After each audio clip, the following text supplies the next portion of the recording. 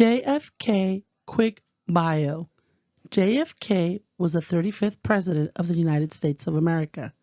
He was killed during the Cold War with Russia and Cuba over his handling of the nuclear missile crisis on November 22, 1963 at 12:31 p.m. in Dallas, Texas. His birth certificate showed no time of birth, but his mother stated he was born shortly after 3 p.m. Let's see if that's true using the stars. Here is JFK's mother's quote for his 3 p.m. birth time. Every birth always has a story, and that story is usually pretty reliable for rectification. Pay attention to the story and pay attention to the clues. Harmonic Life uses both primary motion and secondary motion. These are astrological terms for its rectification. Primary motion is the 24-hour rotational cycle of the Earth, i.e. the day and the night cycle. And secondary motion is the 365-day cycle of the Earth going around the sun, or our year. Interesting numbers here. If you ever study religion, biblical numerology, any of those kinds of things, it's the same numbers in the pyramids, the scriptures, and astrology. For example, in the book of Revelation, it says there's 144,000 male virgins of the tribe of Judah who will inherit eternal life and all that kind of stuff. 144,000, if you take off a zero, you get 1,440, which is how many minutes there are in a day. In Islam, they have 72 virgins whenever they go to heaven, to their paradise. 72 is the number of years it takes for 1 degree of precession to occur. If you look at a zodiac, 30 degrees are in each sign of the 12 zodiac signs, and you read the New Testament, you'll see that Jesus was 30 years old when he started his ministry. All the numbers and all the religions are all planetary numbers. So that's a clue, I think, from God to say, look, there's something divine going on. Pay attention, right? So using this information and primary and secondary motion in the houses and different things like that in astrology at Harmonic Life, what we do, we look for what we call divine double taps. And these are certain patterns that occur that are very reliable whenever something significant happens in your life. We use that, catalog them and group them, and we print them on a report. That way you can figure out when somebody was born using events that happened to them in their life in a very non-subjective / empirical way. By subjective, I mean people will just look at someone and go, oh, they look like they were born with Taurus rising, or something subjective. It's not scientific. What we do, we write an algorithm so that we can basically reproduce the results across everybody with very high levels of accuracy. So that's the Harmonic Life method of rectification. If you ever noticed the logo on my website, I got the sun, which represents divinity, right in the center, right? And that's in every culture. The sun's always divine. But I also have scriptures on the right side over here, right? And that shows that that's also connected to the stars and to celestial allegory. And on the left, I got the pyramids, because those are also all built on celestial patterns in the sky, planets, stars, and sacred numbers. All three are tied together. So if you ever seen that movie called The Big Lebowski, it's about this man and he doesn't like violence and all that stuff. The thing I liked about the movie that caught my attention was he's in love with this rug that ties his room together. It's just a dumb rug, but he loves it. And to me, astrology is that rug that ties together religion and the megaliths, the pyramids. Those are two things where if you talk to almost anybody today, they have no clue what any of them mean. They just know that they're divine. They don't know how they were made. They're not sure how to use them or what they're for, and I covered that in other videos, but there's something amazing going on. But the main thing is that the rug that ties the room together, astrology, it's something that shows us what's going on inside of us, inside of our lives, and it shows that there's a design to everything. And when you learn that and you see that it's the same technology for both religion, pyramids, and astrology, and that astrology uses the infinite heavens to tell us what's going on inside our infinite selves, because we're divine, each and every one of us is divine and infinite, you start to see that it is something beautiful and amazing. So I just thought I'd throw that out there so you could see how the logo works on my website. It's got megaliths, scriptures, and astrology, and they're all tied together. And as the dude said, this aggression will not stand, Van. I love that movie. Anyways, that's what's going on with my logo on my website. Okay, now that I told you how I think or know Rectification works in astrology. The algorithm that I've created this time, I've been doing this for about 25 years. And at first when I started using directions, right, I was like amazed at how amazing those were. But I noticed that there was different algorithms, different people use them different ways. Over time, though, I started to notice they weren't perfect. They were good, but they weren't perfect. Then I noticed a few more kind of like techniques that would just fine tune it to an unbelievable level that was repeatable every time. So that algorithm, when I named it, I always like to name all of the things I come up with. So this discovery, I called it the divine double tap. And I put a little target on the O, so it's kind of like it's precise, right? And that kind of thing. So the name of this algorithm, I've called it divine double tap. And this is the report that you'll see on my Harmonic Life website. So I just wanted to throw that out there because that is the latest algorithm, and it is a thing of beauty. Okay, let's go ahead and begin a rectification. Let's do JFK's rectification, set it up. We start by clicking on rectification here in the menu. And then for sensitivity, we could start at 3 and tighten it up later. So let's fill out the form. He was born on May 29th, 1917. And the mom said it was around 3 p.m.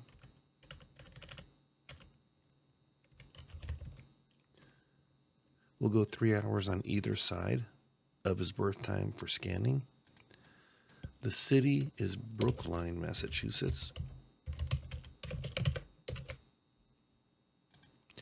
Then we'll click on search right here.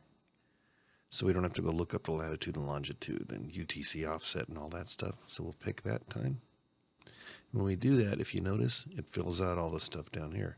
Daylight savings time, UTC offset, latitude, longitude, all that kind of stuff, and sidereal birth time, which is handy too. So once we do that, we'll go ahead and save our changes. And it's a project, so we'll do one step at a time. So right now we just created the basic piece right here, and then it says record successfully saved to my orders. So what I'm going to do, I'm going to pause the recording. We'll come back and do the significant dates to help rectify the birth chart. That's it. Okay, now we're going to add the sig dates to the JFK rectification. So I'm going to go click here on my orders, and then we'll pick up where we left off, edit rectification. Let's go ahead and pick 3 to start off wide, and then we'll work our way towards the center, or tighten up the orb there. So down here is 5 like dummy sig dates that we put in when you create an order. It's just so it's easier to use for new users. They can see this and they know something goes in here. You could click add new row. You can delete rows. We're going to go ahead and edit the first one and put the date of his assassination. So that's a famous date, November 22nd, 1963, 12:31 p.m. There's the different types of dates here. So we do know the exact time it was on TV and newspapers, everything. It's easy to Google too. But we do want to convert the time to UTC. So it's built into the system to help to do that. So here the description will say date of assassination. From the drop down for the houses and helping to figure out the exact time, we'll say it was time of death. That's a type of event. And if you notice here, it's checked where it says is exact time UTC, because that's important for doing the rectification. I need to know if it's an exact time or a guess, because a guess is different than knowing exactly. Okay, this happened in Dallas, Texas. So you click on search for your city. And then in the drop down, there's only one city, but because there's only one, it defaults to converting it for you. And there it is. So the time of the assassination was 6:31 p.m. UTC. So we'll update that record right there. And then we'll save the changes. Okay, so up here it'll tell you it was successfully saved. Now what I'll do to save time on the teaching lesson here, I'll go fill in about another 5 or 6 dates here, and I'll show them to you when I'm done. Okay, so now I'm going to show you all the sig dates, significant dates for the JFK rectification. So under my orders, I had done this one before to save time. This is the one I had created, so I'm switching to rectification order 20, in case you're paying attention. But it's the same idea, it's the same data. So down here's all the sig dates all put in. Now, some of the things you should notice about this, okay, we have the assassination in Dallas. I have 4 exact timed events right here. And if you notice, we have JFK Jr. when he was born, the type of event, became a dad. So that's fifth house, right? If you know the houses. Patrick Kennedy was born, another became a dad, fifth house. Caroline Kennedy, again, became a dad, fifth house. Okay. Some of the other things where I don't know the exact time was the marriage. He was actually a war hero. His boat sank, a PT boat, in World War II. I know the date of that, not the exact time. So these are not checked. And if you notice in the drop down, I say it's a local date because I'm using where it happened, but it's not exact. So this isn't checked for the exact time. He got a medal, I think a Purple Heart, a medal for courage, different things like that because he was a hero. So, but it's not the exact time, but I know the type of event. He got an award. He was honored. Okay, also the last one in 2017, they released all the information about his assassination. So that's going to be type of event and secrets were revealed. So I've input all of these. What I'm going to do now that that's done, I can go ahead and run the rectification, and the orb that I'm using, it's not sensitive, it's 3. You can go all the way to 5, but it gets too noisy when you go out there. If you know how astrology works, tighter orbs are good, but also you don't want to miss out on anything important. So I'll start around 3, and we'll work our way tighter if we need to. So I'm going to go ahead and submit this change now and process it. And if you notice down here, I've run it before. But once you run it the first time, you don't have to pay anymore after that. It's 0 tokens to run. So that way you can experiment. For example, if you want to experiment, you could say, I would like to ignore all of these events and maybe just use one. So you could click on edit. I'll just do it. You can click on edit, for example. And you could say, I want to go ahead and ignore this event and then hit update. I don't want to ignore it, so I'm not going to check it. But you get the idea, and then you save your changes and you can run it. You can do experiments, changing the orb, which we're going to do in a minute, and changing different events. So we're going to do that. So let's say run again, and this resets in the database saying that you want to run it again. And then you get an email when it's finished. We can take a look. So I'll stop right now. I'm going to run it, and we'll come back and see what we get for his first pass of the rectification. Hopefully it's around 3 p.m. Okay, I just got the email saying that this order finished processing. So let's take a look at the results. To see the results, you click on My Orders. And then here's the rectifications. So here you'll see it says View PDF. So you click on that. And it's going to go ahead and load up the report. And we'll take a look, see what we see.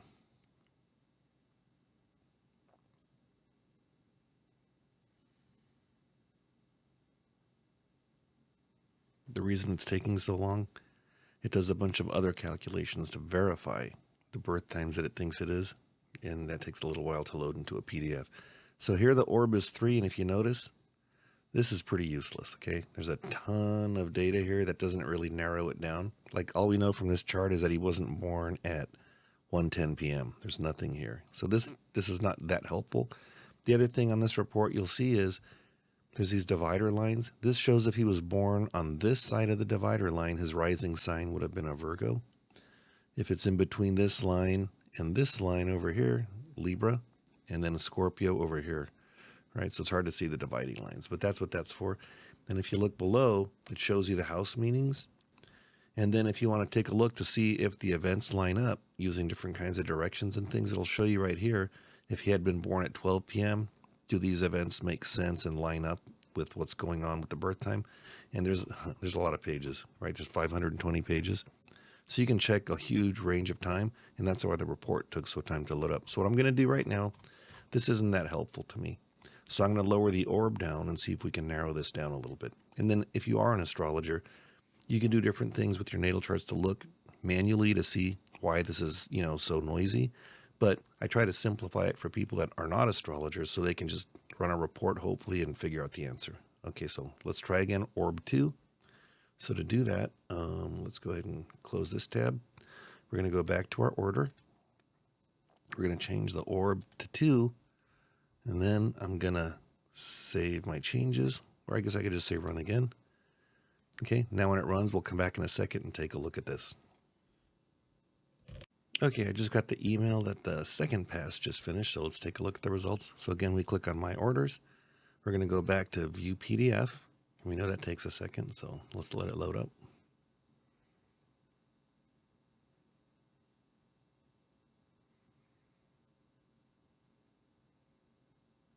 By tightening up the orb, we should have more blank spaces on the chart where it shows the birth time possibilities, and that'll help us to narrow down because then we're going to know when he wasn't born. So you can see here, we know he wasn't born from, for example, 3:30 to 3:50. He wasn't born in this window.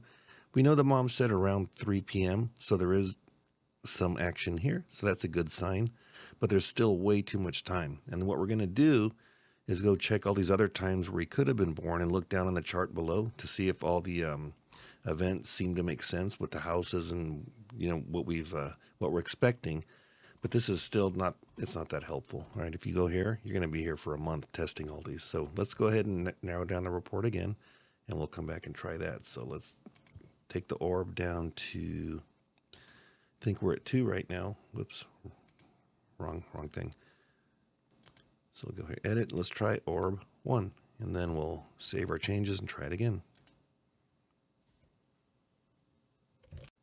Okay, so I just got the email that this order finished processing. So we'll go back here to my orders, and then we'll take a look at the PDF right here one more time.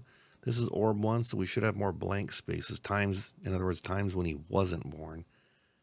And then we'll go take a look. But we know the mom said it was around 3 p.m. Now what's tricky, sometimes when you'll get people that say, oh, I was born just in the morning on this day, and then you don't really have a ballpark at all, that's a little trickier. But here, see, we're starting to get less noise and more times when he probably was born. So around 3 p.m., there's a gap right there. So from 3:10 to 3:20, this is a good little block right here. But if the mom hadn't told us around 3, we would still be looking in a lot of different places, right? So we could take a quick look around 3:10 p.m. and see, just to see what we're getting so far. So it should be about halfway in the chart. It's 520 pages, so I'm going to go to page 200 up here. Let's see if we're around 3:10 now. We got to go further. So let's say 2:25 maybe. And we're at time 2:48, maybe a little further. Let's say 2:50. Okay, now we're in the ballpark. See, here's 3:05 p.m. So let's go to around, I think it was 3:10 to 3:20 p.m. And we can start to see here to see, if it looks like we're in the ballpark. So around 3:08 p.m. Okay, Chiron, descendant, mid-80, the boat sank, perigee. Could be, that's a significant event. Medal for courage. Chiron could be that. That's charismatic and something nice. So it's basically a good sign. Medal for courage. Okay. Vesta, marriage, could be. Vesta's usually related to home things and things like that.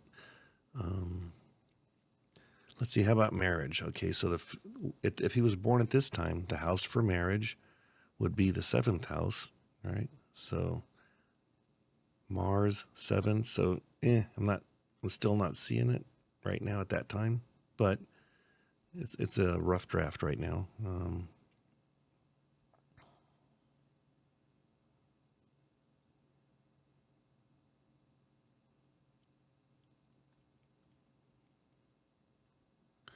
What about at 3:10? Let's take a look. So we go down here. Okay, here's 3:10.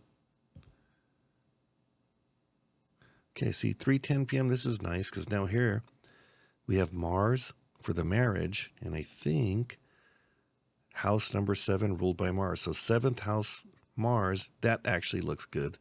And then we'll take a look at the rest of the things. I'm going to go ahead and narrow it down one more time, though. Then we'll come back and revisit this. But that's what this is for. This is to verify the times that we see up at the top of the chart. So we know we're around page 259 for this time. And that's when the mom said that we want to look at the whole thing. So let's get rid of some more noise. Okay, we'll try that. Then we'll come back and visit this.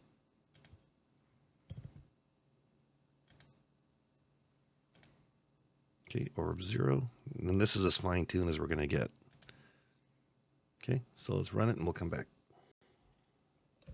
Okay, once again, I got the email that the order is finished processing. So let's go take a look at the new results. This is orb 0. So back to my orders. And then we'll take a look at the PDF.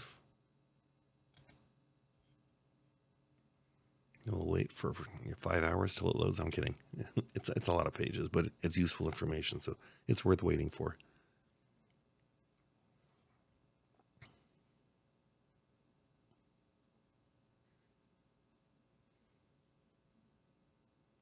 There we go. So now look at this. This is more useful. Excuse me. So the mom said he was born around 3:10. And if you notice, right around, looks like 3:11-ish, we have some action here. That looks good.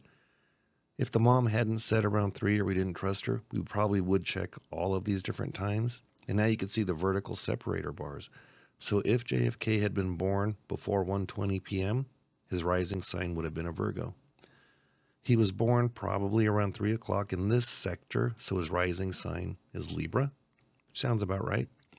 Had he been born later, his rising sign would have been Scorpio if he had been born after about 3:50, around 4 o'clock p.m. So this is our zone that we're interested in here. And 2:30 is too early, so most likely we're right around 3:11. So let's go back to page 250 to verify that. And it looks like this is going to be accurate. Okay, so let's start around 3:11.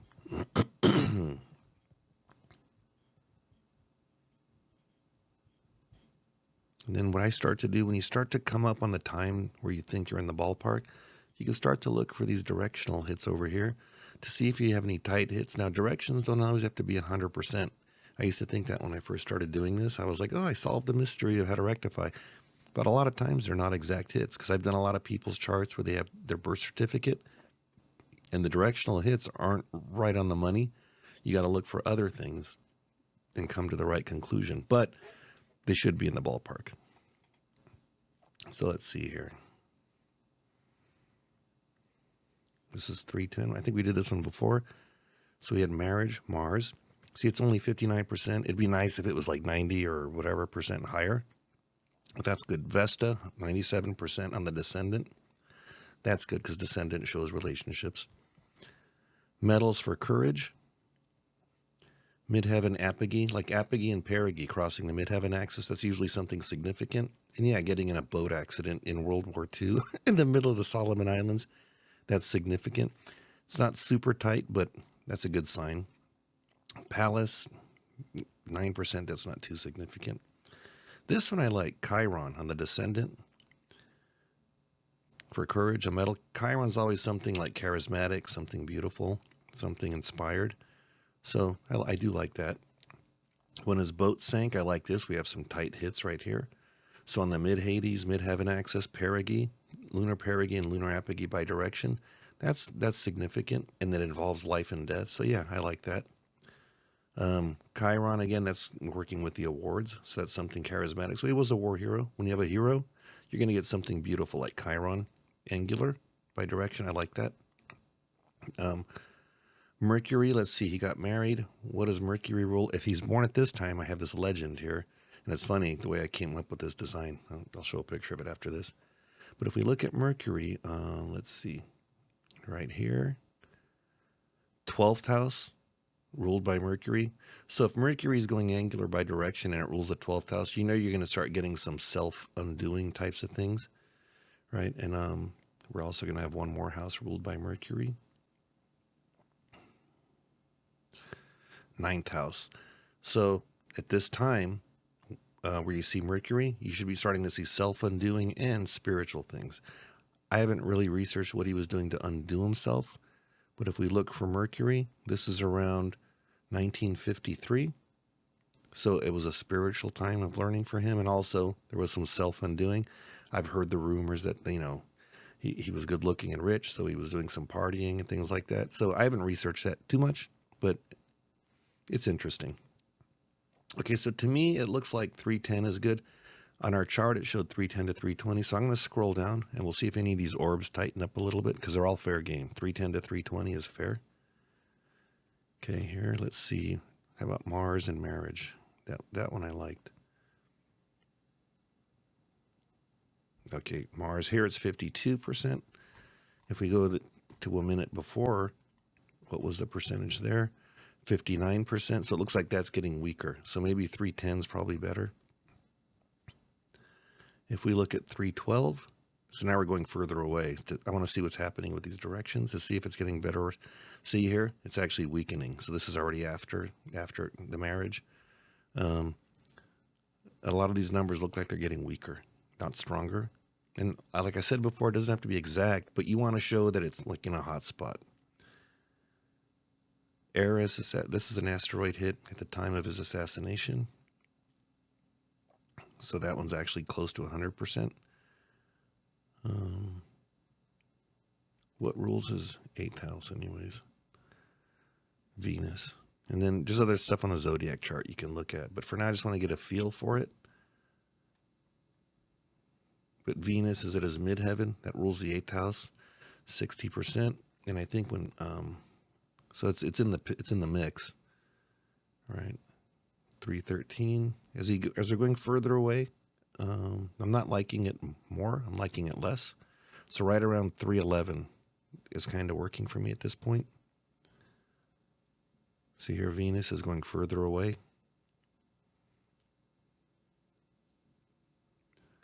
Mars, weaker. It's only 39% now. So I'm going to stay more towards the 311 side of things. So far, I think 311 works for me. Then we'll go back up here and look. And right around 311 looks good here. And the mom said shortly after 3 p.m., so that meets that criteria. If we didn't have the clue from the mom, there's other tricks we can do and other, techniques. But it looks like JFK was born at 3:11 p.m. And what we're going to do next, look at a couple of more things just to verify that it's correct. We can look at the zodiac chart.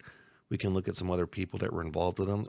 In the books that I read recently, Allen Dulles, the head of the CIA, supposedly was the one who planned his whole assassination. We'll look at his chart. Then Lee Harvey Oswald was supposedly like some kind of a ding-a-ling that the Army used because he was like double agent, this, that, and kind of wacky. They were going to set him up to use him as the scapegoat for the whole thing. So we'll look at his chart, and we'll see who was planning and who was doing what, but we'll take a quick look. So for now, it looks like JFK was born at 3:11 p.m., and that's pretty much how you use the rectification software. Okay, we'll be right back. Okay, so it looks like JFK was born at 3:11 p.m. using our chart and the directions and all that stuff. Now we're going to do a kind of real world check, look at the houses, look at the angles, see if it makes sense. So the first thing I'm going to look at here is angular planets. So Saturn on the midheaven in the 10th house. That's, for sure it could be a president. The only thing is Saturn in Cancer is in its detriment because it's opposite. It's ruling the house that it rules, Capricorn. So being a president, but then in its detriment, that makes sense. And also the South node up here in the 10th house. That means that even though he had a position of power, he was constantly under duress or stress or getting hassled or having problems, which he did. The CIA, the whole time the Cold War was going on, was trying to shut him down and doing tricks against him to get him to fight in Cuba, did all these kind of tricks and lies and deceptions. So he did have a rough time. So Saturn and its detriment on the midheaven, yeah, I'll buy that. That looks good. Okay, 3:11 p.m. birth time. Let's look at the second house. The second house ruler, Mars, is right here, opposite here, so it's in its detriment. So he was wealthy. We know that. You'd expect to see something here showing wealth, but what you show is that the planet that rules wealth is in the 8th house. So somehow the wealth led to his death. And it did because he probably got an education, had, fancy friends and whatever, was able to get elected as president.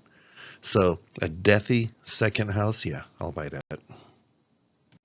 Okay, 3:11 p.m. local time, third house. Third house is going to be siblings and short trips. So the ruler of the third house, Jupiter, where do we find that? In the 8th house. So a lot of everything sort of wires up into the death house for him. And it makes sense because his brother was also assassinated. His brother also had money. Yeah, this looks about right so far. So third house, check. Okay, the fourth house. Fourth house is going to be right here, Capricorn.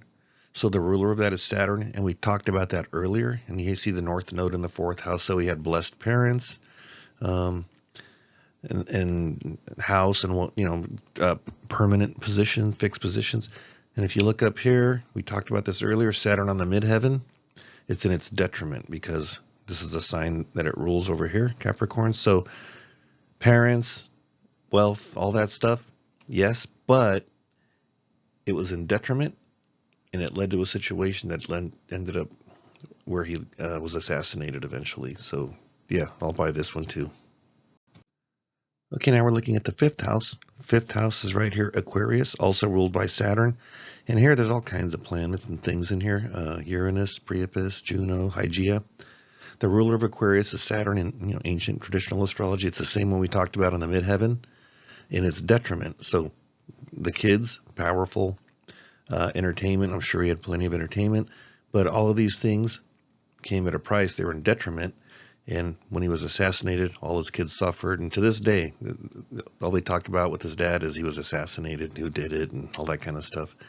So yeah, the 5th house, check.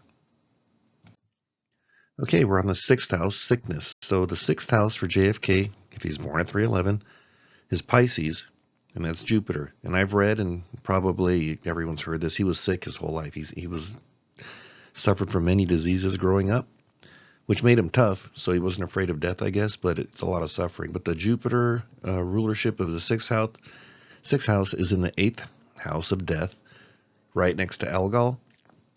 So sickness, here is going to be Algol's the head, and injuries to the head or dark thinking. Mercury, transportation. Mars, gunfire and violence through like gunshots and things like that. And it isn't this clear cut, but if you look at it, he was shot in the head while in a car, and there's Mars with the fire. So yeah, this one's definitely check. Okay, 7th house for JFK at 3:11 p.m. It's going to be partnerships, colleagues, wife, things like that. And public enemies. I guess he had public enemies, but I think most of his enemies were secret enemies. But anyways, we'll look at the 7th house, and we've started to cover this already in a sense. It's Aries, so it's ruled by Mars. Mars is over here in the 8th house, so death. Again, everything is deathy on his chart. Everything. It's crazy. It's opposite Scorpio, so it's in its detriment. So his relationships, open enemies, it was something where it was detrimental and deathy. So check. Yeah, he had a rough time with those relationships and all his partnerships, and it ended up, like we've said before, ended up in an assassination. Okay, now we're on the 8th house, the house of death. So here we see that the ruler of the 8th house is Venus, and that's over here in the 9th house of higher learning. Also in the 9th house of higher learning is the Sun, which is friends. So the 8th house ruler in the higher learning with friends. So you see the kind of motif for how he was going to get killed, or the cause of it was he had a different way of looking at the problem with the nuclear Cold War affair. He wanted to use peace instead of nuking everyone and blowing everyone up. And the CIA and the military industrial complex, they wanted to go more traditional, just more war and preemptive strikes and all that kind of stuff.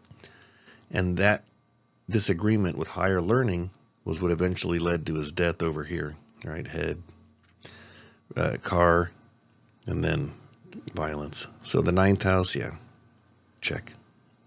In the 9th house, we just talked about that. That represents higher learning, and the ruler of death is there, and then friends are there. So higher learning was pretty much what led to his death between him and his friends over here. Okay, 10th house. So JFK's 10th house, we pretty much covered it already. We have Saturn in its detriment on the midheaven, so he had power, he had authority. He's president. South Node, which is typically very bad luck, is also in the 10th house. And then Pluto, the Lord of Death. So his career had a lot of bad luck in it, death, and stress through detriment of Saturn. So he was powerful, but he suffered a lot. Check. Okay, the 11th house, if he was born at 3:11 p.m., the 11th house is ruled by the Sun. It's Leo. So if we look at that, we already covered this. The Sun is in the 9th house. The ruler of the 8th house, death, is also in the 9th house. So his death would come through higher learning and actually disagreements with his friends or, people that he worked with. So we've already covered that one. He didn't want to nuke. He wanted to end nuclear war through peace. And that was a problem. And last but not least, the 12th house, self-undoing and secret enemies. So if we look over here at the 12th house, we have the moon and Ceres in it. The ruler of the 12th house, Virgo, is Mercury, and that's in the 8th house. So his secret self-undoing and secret enemies would lead to his death. And then the moon could be a woman. I don't think that that's what undid him. I think the moon also happens to rule the 10th house, so that's his career. In his career, as we saw Saturn in its detriment, South Node and Pluto, his career would be what led to his death. So the 12th and the higher thinking and all that stuff. So 12th house, self-undoing secret enemies, check. Okay, now that we know JFK was born at 3:11 p.m., his mom was right. It was right after 3 p.m., so that's good. I want to do a little diversion that I've never seen anyone do and I've always wanted to see. JFK, his whole assassination was wrapped and shrouded in mystery and all these, conspiracy theories and all that stuff. What I wanted to do was take a look at the main actors that are associated with this story and see who did what. And if you see what happens when someone's murdered in the murderer's chart, you start to see there's patterns and there's certain connections. So what I thought I would do is we would take an assassination that we know for sure who did it, and we know for sure what time it happened. And I'll show you how that looks on a chart when you know everything. So the famous one that we know was John Lennon. He was shot by Mark David Chapman, December 8th, 1980. I actually did a book report on that when I was, I think, in 4th grade or something like that. It was a long time ago, a long time ago. But anyways, what I'm going to do is I'm going to show you the charts of Mark David Chapman. They actually have his birth certificate on the internet. And then we'll show the exact time at when the murder happened. So JFK, we know when he was murdered exactly. And then you don't need to know the exact time of the murderer, but if you know the exact time when the murder happened, you can see what angles line up where and which events are going where and see if there's a connection. So I think you're going to find this very interesting. So let's take a look really quick. It's just a side diversion of John Lennon's murder. Okay, this is Mark David Chapman's birth chart. I got this from Astrological. It's a Swiss website which has very accurate birth data information for people. So Mark David Chapman, one thing I'm going to show you, we're going to look in a minute at the time when he shot John Lennon. There's no debate about it. It was filmed and he was there and he admitted it and all that stuff. I also did a book report on this when I was in elementary school. But what I was going to show you here is if you look at his chart, you can see the laser pointer. First house, second house, third, fourth, fifth, sixth, seventh, eighth. So his 8th house is Gemini. Gemini is ruled by Mercury. And in here you're going to see Mercury's there. So it's a strong house actually. And then he has Mars in there too. And he shot John Lennon. This is just something to look for in the next chart. But I wanted to show you when you know someone's birth date, you can expect to see some kind of action on the time when they do something. I mean, everything, but for sure a murder. That's a big deal. So let's take a look now at the chart of Mark David Chapman when John Lennon was shot. Okay, so on this chart, you'll see over here, we have the exact time. I pulled this off the internet when John Lennon was shot. And over here, you'll see the birth chart of Mark David Chapman. And we saw before that Mercury was the ruler of his 8th house. So we should expect to see some kind of interesting correlations on this chart, right? It's not going to be random. First of all, we're going to look for Mercury, but there just has to be some major connections. It's not always just that simple, because otherwise astrology wouldn't be random at all. It would be completely predictable, and there is some kind of art to it still, but it's not random. So if you notice up here, we have on the midheaven of the death, Mercury in Priapus. It's kind of hard to see, but it's there. Then if we go down here, we have Mercury on Lilith, so on the opposite side right there. So Mercury, Lilith, the 8th house ruler. Then on the midheaven, Mercury and Priapus, right? So they're both there. And there's other things too. You have a Jupiter-Saturn conjunction on Hygeia. I think he had mental health issues. You have Neptune on Lilith natal right there. Basically what you're looking for is that there's a lot of connections, overlaps, angles, angular hits, different kind of things that would say something was going on in this person, Mark David Chapman's life. If you knew John Lennon's time, you would see that too, but we're not interested in that right now. Mark David Chapman, though, you see the main one I'm looking for is Mercury, angular, on one of the lunar apsides. So when it's near or far, and it's opposite. So that's just something that's yeah, it's probably him. Okay, then we're looking for some kind of fire there. These are the players in the assassination of JFK. John McCone, the head of the CIA during the assassination. Lyndon B. Johnson, the president who succeeded Kennedy. Allen Dulles, he was the CIA director after JFK, after he died. Lee Harvey Oswald, the alleged gunman who all the evidence pointed at. And J. Edgar Hoover, the head of the FBI at the time of JFK's assassination. So what I'm going to do now, I'm going to overlap their chart on the exact time of the assassination of JFK, and we'll see if there's any kind of fireworks there, like astrological fireworks. The first person whose chart we're going to look at overlapped over JFK's death chart is John McCone. He was the head of the CIA during the assassination. First thing I see here, and what we're looking for is just fire. We're looking for some kind of signs that he's connected. So Lilith returns right here. See those two L's? And then Priapus returns.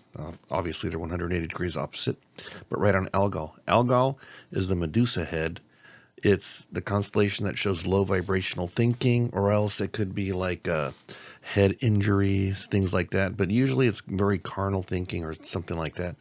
So right away, that to me, this is something that looks good. And I've seen this on a chart just like a week ago where someone killed somebody else, and it had a Lilith return and a Mars return. So right away, this tells me this chart is related to the death of JFK.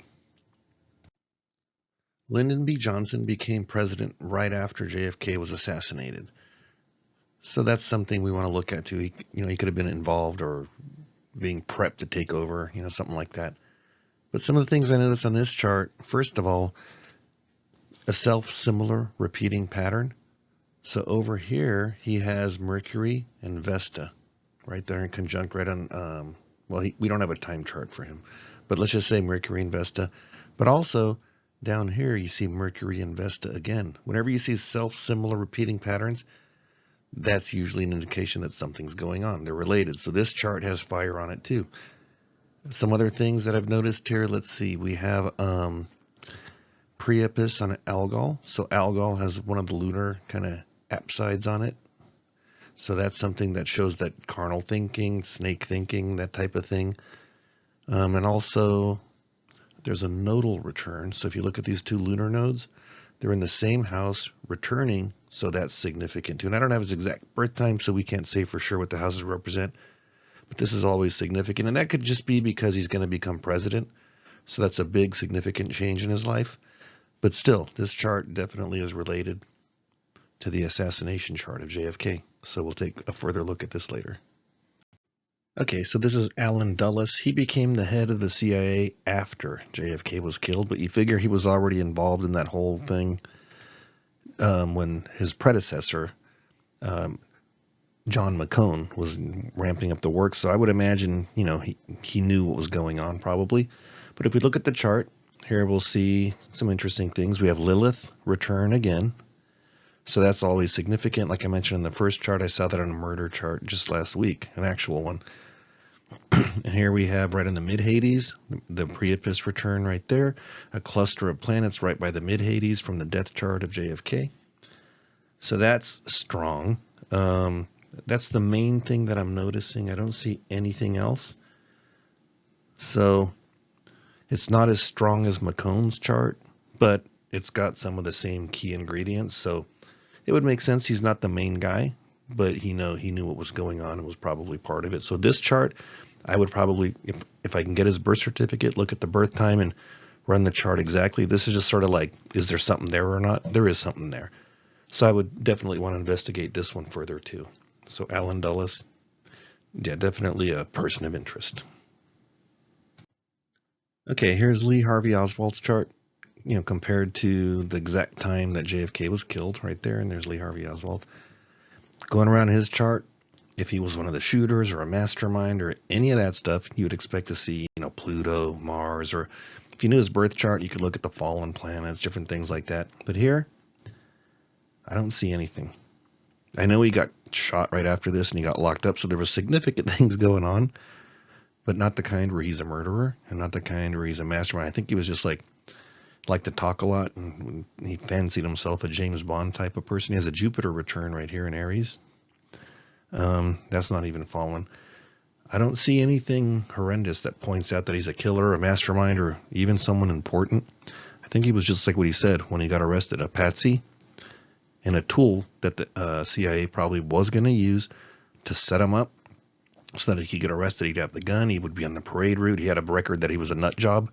He was perfect to be a scapegoat, but he doesn't have the chart of a Lex Luthor here at all. J. Edgar Hoover was the head of the FBI for a long time before JFK got murdered and a good time after. So if the FBI was involved, he would definitely be on the chart. So let's take a look and see what we see.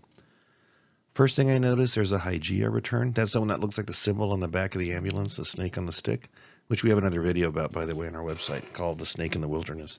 But anyways, it's on Uranus, so unexpected kind of health issue, whatever. Okay, so that's something significant. Also, there's a nodal return. So here you have nodes, north node and south node in the same house. This usually shows up when there's going to be a significant change in someone's life. Let's see, what else do we see here? Not a whole bunch. So if J. Edgar Hoover was involved, there's a little bit going on here, but not much. So maybe he knew something, but I don't think he was in charge. He was running it. Maybe he had a hint, but he wasn't the main actor in there. But you get his exact birth time and check out a little bit more. But it's not as strong as the other charts that we've seen. So let's move on from J. Edgar Hoover. Since we know Lee Harvey Oswald's exact time of death, which I have right here, let me turn the laser pointer right over here. We could put Jack Ruby's birth date into here like I did with the other people for JFK and see if he was involved. We know he was involved. I mean, they have footage of it, but to see what we see as far as the star patterns that, and things that are going on here. So the first thing we're going to notice here is that at the time of death, on the mid-heaven, mid-Hades axis, we have Lilith crossing Priapus, and a lot of times you see Lilith in death charts. So there's a connection there. The other thing that I noticed too, which was interesting, is a self-similar repeating pattern. So you have the moon in Chiron and the moon in Chiron. So that gives you right on the ascendant of the birth of the death chart, right? Of Lee Harvey Oswald. So moon in Chiron, that's feminine typically. In Chiron, something charismatic or traditional values. So to show that doubled up right here on the ascendant, and then with Mars, he shot Lee Harvey Oswald with a gun, leads me to question what kind of woman, charismatic thing inspired him or motivated him, Jack Ruby, to do the assassination. I Wikipedia'd him, and it turns out he went to Cuba. No one's sure what was going on with him. He was kind of a weirdo, but the woman thing interested me. So when I Googled it, I found something interesting there. I'm not sure how scientific it is, but you do see it moon Chiron twice, so there's got to be a woman involved somewhere and some kind of thing. So let's take a look at that on the next slide. But yeah, he was involved, obviously. So on the previous slide, we saw that Jack Ruby had the natal moon and the Chiron self-similar repeating pattern twice, right on the ascendant with Mars. And this is just I couldn't find anything except for this, where it says that the reason that he shot Lee Harvey Oswald was that he didn't want Mrs. Kennedy, right, the president's wife, to have to come back to Dallas for the trial of Lee Harvey Oswald. He doesn't know what got a hold of him and all that stuff. But what's weird about that statement, the police let him in with a gun twice to the police station to where he could shoot Lee Harvey Oswald. So it just seems like that's something the CIA would have done to get rid of Lee Harvey Oswald so he couldn't tell all the stuff they did to him to show that he was involved. The whole thing's weird. But this part does fit with the moon and Chiron. I just thought I would throw that in there as interesting, but there's a lot of unknowns still with this whole Jack Ruby thing. It seems like they're trying to just stop Lee Harvey Oswald from testifying. Okay, now that we finished kind of the conspiracy theory part of it, and we've looked at the directions, how to calculate the rectification. Harmonic Life originally started, I used to do Magi astrology, which means we didn't do houses, we didn't do any of that kind of stuff. It was just basically angles between planets, and then you could get personality information. We didn't look at whether planets were fallen. We didn't look at which planet ruled, like which house ruled, none of that stuff. But it was amazingly accurate still. So I still like to do that. What I like to do is show you the personality or the Magi version of the chart for JFK, since we know his exact birth time now. So let's try that. So I'll go to the website, and I think I put it in already at 3:11 p.m. John F. Kennedy. So we'll look at the report. Yeah, I have 3:11 p.m. So this is the rectified version. So here's his chart on the Harmonic Life, the basic personality chart. So let's just take a quick look and see, what it says about his personality and see if it lines up. So here's the planetary positions. Sun sign of Gemini, good communicator, native. Okay, so that's good. That you could say that's accurate. Longitude. Okay, so Moon square Venus, emotionally changeable, especially in relationships. I know he had some issues with, like I said, when he used to party and his marriage had some issues. So a little bit Moon and Venus, that's love and women. Square is a challenge. So he had some challenge there. Okay. Moon trine Mars, a person with ambitious goals, enthusiastic person, given to hard work and intense relationships. Okay. Moon semi-square Neptune, threatens fraud, deception, slander. Yeah, because like the whole time he was involved in government, people were tricking him and he was having a rough time there. So I guess this is more with women, but still they could pull the wool over his eyes. All right, this is a good one. Mercury conjunct Mars. Mercury is like thinking. Mars is like aggression and energy and masculinity and that kind of thing. Lightning, fast mind and reflexes, good respiratory capabilities, great for runners, mind over body. Military tactician. So he was good at strategy. He was a smart guy. So yeah, I'll buy that one. Mercury, Jupiter, again with the thinking or coordination, and Jupiter is good fortune generally.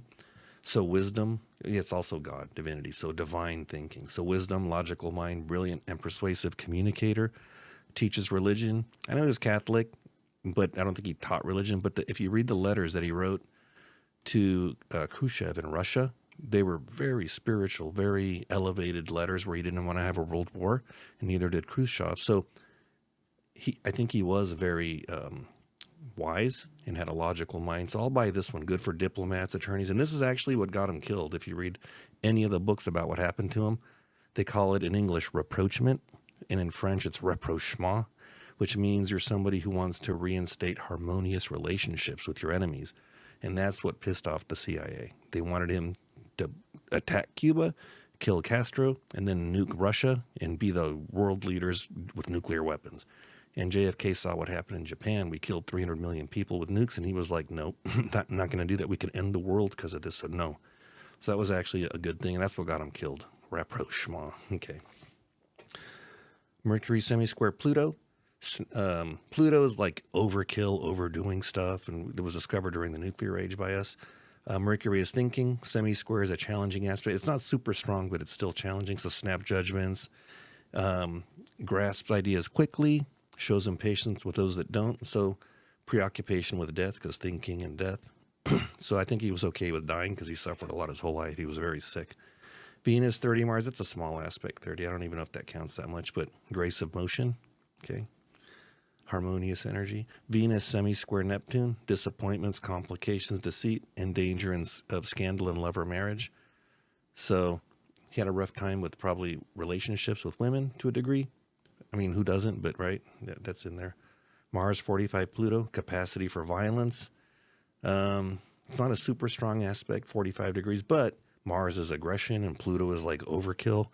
So maybe he was a little bit impulsive and he had a hard time with all the kind of weird things that were happening in the government when he was president, sadistic tendencies. So, you know, that could lead to rubbing people the wrong way, I'm sure. So that probably didn't help him too much.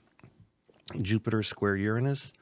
So original thinking, surprising thinking. Uranus is originality and rebellion and out-of-the-box thinking. Jupiter is wise. So he was wise with out-of-the-box thinking.